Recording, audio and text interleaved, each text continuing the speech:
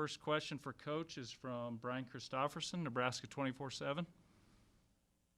Hey, Coach. Thanks for doing this. With the new guys who just arrived in the last couple months, like Omar Manning and some of those guys, what's the biggest thing you are stressing in them as a coach with limited time here before an opener? What are you trying to get across to those guys? What are the main points you want them to embrace? Sure. The biggest thing, it sounds kind of simple, is just to do your best. I think guys come in here and they feel a pressure to perform. They put it on themselves, and you can't learn the whole playbook in a day. And we talk about just daily improvement and really focusing on that. When you're a young guy or brand new to the system, you're going to make mistakes, and mistakes are actually a good thing. That's how you learn. And so getting guys to kind of play through that, learn from their mistakes, and just compete on a daily basis. There's so much attention on Omar. How have you seen him handle things since he's got there and pick things up? Sure. I mean, he's done some good things like all our young guys. He's battled a little bit with some nagging injuries, which has slowed him down. We've had a few of those, but his attitude's been good, and he competes.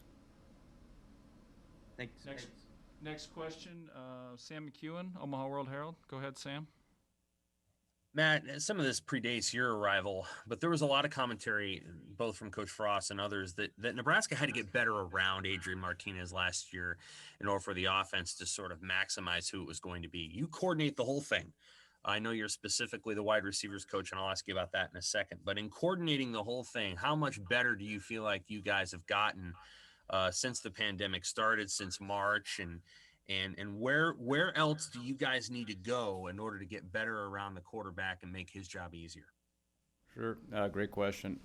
The first part of your question, as far as Adrian taking a lot of blame last year or putting pressure on himself, I wasn't here, but I think that always happens to quarterbacks in general. Is when things are going good, sometimes they get too much credit. When things are going bad, they take too much blame, and everyone sees what the quarterback does, but it is we watch cut-ups of last year's season. It's the people around him. It's the line with protections, be able to run the football to take pressure off him in the passing game. It's the receivers getting open. It's the running backs blocking.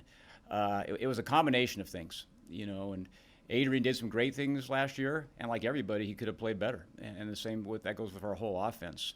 I've been really happy, really, with all our quarterbacks, the way they've progressed since we've been here, and taking advantage of this crazy times when, back in when the whole country shut down, those guys kept learning. They were on Zoom calls. They kept learning. They were hungry. They were throwing on their own. And you could see that when we finally got back in the summer, that those guys have been, working their tails off. And they can just continue to get better and better and better. And, as a coaching staff, part of it's on us. If Adrian performs well, we got to help him do that by putting him in good situations, by making the reads simple, easy, and clear. And that's been one of our big goals as coaches, to make it as easy as we can, not just for him, but for our offense. One thing you do as an offense to try to get better is you look back in the last season and what did we do well? Well, you continue to do that, and maybe do it a little bit differently. And then if there's something you didn't do well, ask why. We always put the first thing on us. Did we coach it well enough? Did we rep it well enough? Is it even worth doing? And then the third thing is you actually look at other teams and do a lot of self-scout and studying and seeing if there's something out there that can enhance your system that fits, let's use it. And so it's kind of a combination of things, and it starts with us, and then getting our players to fall in line with it. My other question is this. You've had a lot of experience in a variety of offenses, not just the Oregon spread, but at Washington with Chris Peterson's offense, at Duke, at Arizona State. So you've seen a lot of different things. Are there things about a pro style or a more pro style offense that you'd like to incorporate into what Nebraska does, specifically with your running backs and trying to get downhill with some really big backs like Mills and Tompkins and Scott? Sure. That's a great question. The thing I love about this offense is we're able to adapt to our talent. And so we do have some components of a pro style. We're able to run the ball downhill, but we're also able to get the ball to our playmakers in space. And we got to continue to do that. And that's one of the things I've always loved about this. Dating all the way back to Oregon is just the flexibility. I mean, we have all the run game that you'd see from an NFL team on Sundays, and we have the ability to drop back and throw it, and we also have the ability to read guys in the run game and get off a lot of plays and do it fast. And now you're always trying to get better, but that's the best thing about this system is how flexible it is. Next up from Hale Varsity, Derek Peterson. Hey, Matt, you guys are about 20 days out from the start of your season, and just in terms of chemistry and familiarity between your quarterbacks and your wide receivers, where are you at in relation to where you would normally like to be this close to a season? I think we're in a really good place. 'Cause I've seen it just from an improvement standpoint. Our guys have taken advantage of the time. They threw a lot on their own when they could.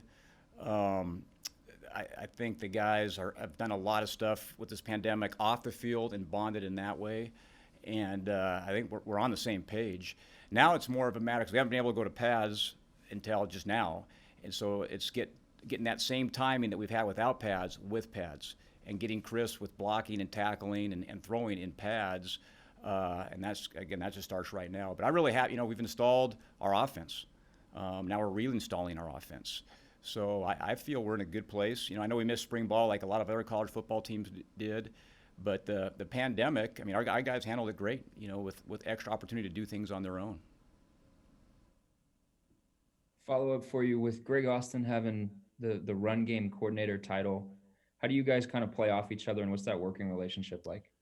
Sure. Well, first off, he's an unbelievable coach, one of the best I've been around.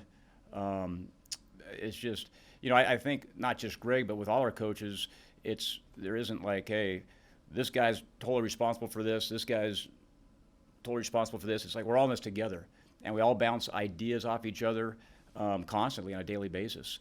But he's an amazing guy to work with, has a lot of experience in this system. I love his personality and I love him as a person, but the way he gets his players to play hard and buy into the system, it's as good as it gets. He's one of the best in the business.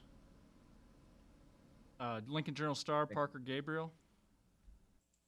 Hey, Matt, we heard Jack Stoll say a few minutes ago that Alante Brown, when he plays at full speed, that he's really tough to stop. What have you seen from him for being a true freshman, and what kind of impression has he specifically, made on you in the time that you've got to spend together? Sure. I think his attitude and how hungry he is to get better has definitely impressed the coaches, but his teammates. He always stays after and, catches balls. He's done a ton of work in the summertime just to learn the offense. So he's a brand new guy that's not just new to Nebraska. He hadn't played receiver before. So everything's new to him: technique, scheme, plays, terminology. And to actually have a chance to play when you're in that position, you have to put a lot of time in on your own, and he did that. And just his attitude and his nonstop wanting to get better is going to make him a really good player. Not to mention he has a ton of talent. KETV, Andy Kendi. Hey, Matt, I was just curious, what is the level of separation between your quarterbacks, between Adrian and Luke, and how much pressure has Luke put on Adrian so far? Well, I think it's, to answer your question, they're both playing at a high level. And, I don't know if I look at it as pressure. I think they're both making each other better. We feel good about both guys right now. We really do. And as a matter of fact, with Masker and Logan, our freshmen, playing really well too, we feel like we've got great depth at that position. But they've both improved a ton, just the understanding of what we're trying to teach them since I've been here. And their attitude's been great. They're as humble as quarterbacks as I've been around. They always want to give credit to other people, and they're team players. And so we feel really good about both of them. If I could follow up, but there's no question. Coach Frost talked about possibly them being an open competition in the spring, but there's no question that Adrian's your guy moving forward, and that Luke is behind him at this point, correct? Yeah. Adrian's a starter as of today. But like I said, Luke has done a great job, and it's a friendly competition. Competition makes both guys better, and we feel like we've repped both of them with the ones. They both move the ball. They've both had great camps so far, with the non-padded stuff. And so that evaluation is always ongoing. But Adrian's improved, and he's going to be a better football player this year. Aaron Sorensen, Hale Varsity. Hey, Coach. Just knowing that you won't have fans in the stands, both home and away, what are some of the challenges that the offense faces adjusting to that? And how do you prepare them for that, both in your game plan, but also just getting them ready to go out there knowing they won't have a crowd? Yeah, great question. From an offensive standpoint, game mechanics, it probably helps us because in offense, you want to think, you like to communicate pre-snap, so it helps us in a way where it kind of hurts the whole team in general sometimes is your energy. We're so lucky here. We've got the best fan base in college football, and when our crowd's going nuts, our players feed off that, and it gives you energy. And we have a tremendous home field advantage, so that's a definite downside. How we're preparing for it is we're actually practicing like that. We're practicing in the stadium, when it's empty, getting our guys used to what it's going to feel like. And so, the biggest thing that we're trying to do is create our own energy, and you do that by executing and making plays. But yeah, we're going to miss the Nebraska fans yelling and screaming for us. Kevin Suits, Channel 1011. Hi, Matt. 2020 has been crazy for about everybody, but for you, new job, new location, new home. How have you personally managed just the transition and then dealing with everything that's happened here this year? Yeah, like you said, it's been crazy on everybody. I think you just you make the best of the situation. I've been fortunate here that I'm around good people every day, and so that's been really good. The isolation for me, I'm a single guy, so it's like I thrive on being around my coaches and our team, and they make it. I think that's what everyone wants. Everyone misses in these times is being around good people. The hard part for me is just I'm very close to my family back in Colorado, not being able to see my parents, because just the quarantine, they're at a risk age, and so just dealing with that. But I talk to them every day on the phone, and I think all our players do. I think they feel really supported by one another, and the same goes for the coaches. Got time for 2 or 3 more here with Coach. Mitch Sherman, The Athletic. Hey, Matt. I know you had a chance last year to watch this offense, and I'm sure have studied it more through the offseason.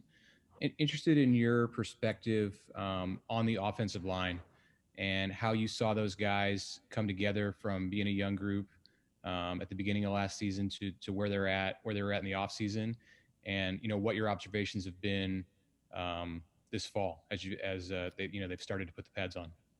Yeah, I think they're a strength of our football team. We've got some proven players there. We've got great depth there, and as an offense, we want to be balanced. We want to be able to throw the balls where they got to pass protect, and we also want to be able to run the ball in the perimeter, and be able to run the ball downhill. And they've done it all this camp, and so I've been really pleased with them, and I think they're the strength of our offense. Lincoln Journal-Star, Steve Sipple. Hi, Coach. You've seen Juergens now in practice, the center. I assume his explosion is evident to you. How can that help your offense? Well, yeah, it's a great point. He's very explosive. He used to be a tight end, so tremendous athlete at center. In a lot of ways, you want an athletic center because he has to make a ton of adjustments. We feel like we can pull him. He's really good at getting off combo blocks to the next level. And he's also very smart. Center, besides the quarterback, is the one position that makes all the checks in our offense. And you get really good with that with experience. And so last year was his first year being center. He's going to be a ton better there just from the mental standpoint. And I think we'll all see that when football starts happening. Thank you. And last one for Coach Lubick, Sean Callahan, Husker Online. Hey, Coach, I'm just curious, how do you manage this fall camp? And normally you get to have a lot of live work, a lot of live scrimmages, or 3 weeks away from your opener against Ohio State. How do you find the right blend of to-the-ground tackling and live scrimmage work over these next 3 weeks? Sure. Great question. You know, we talk about that as a coaching staff every day. We feel really good where we're at right now as far as just mentally. You know, installed our whole offense, guys getting on the same page. But now we're in pads, and the biggest thing in pads is we got to stay healthy. We got to stay healthy, but we also got to become better blockers, better tacklers, and be able to execute in pads. Coach Frost does a tremendous job on kind of balancing that. You know, each day we talk about, hey, are we hitting here too much? Are we not hitting enough? And it's kind of a work in progress, daily gauge. But right now, the fact that we're going in pads, we got to get crisp, because at the end of the day, football's about blocking and tackling, and you can only do so much when you're not in pads. You can get a ton of mental stuff done when you're not in pads, but now it's balancing that and staying healthy. And to answer your question, we talk about it every day. I don't know if there's a perfect answer. Knock on wood, we're very healthy right now, and I think we've done a great job. And our guys, it's a tribute to our guys, because we've been able to practice in non-pads as close as you can to go in contact with non-pads. And to do that, both sides of the ball got to protect each other, because you can go full speed and take off and still practice the proper tackle angles, standing a guy up, and you still want to be competitive, but you got to do that when you protect your teammates. And so that's a big part of it too, is, hey, we want to win games, and we want to be competitive. And we talk about this all the time too, as far as competing. Our offense and defense are competing against each other. We haven't started putting in our game plan stuff yet. The harder our offense competes, the better it makes our defense, and vice versa. So we look at it this way: we're not competing against each other; we're competing for each other, and they've really bought into that. And so we're going to keep on doing that. We're going to definitely mix in some live stuff, because our first game will be a test. We're looking forward to, and there's no warm-ups, and I think everyone's dealing with that. And so we got to have the right amount of scrimmage reps, the right amount of game situations, not just tackling, but specific situations, 3rd and short, red zone, clutch, 4-minute backed up. Those are all the things that we're thinking about that could happen in a game that we talk about every day, and we keep working on.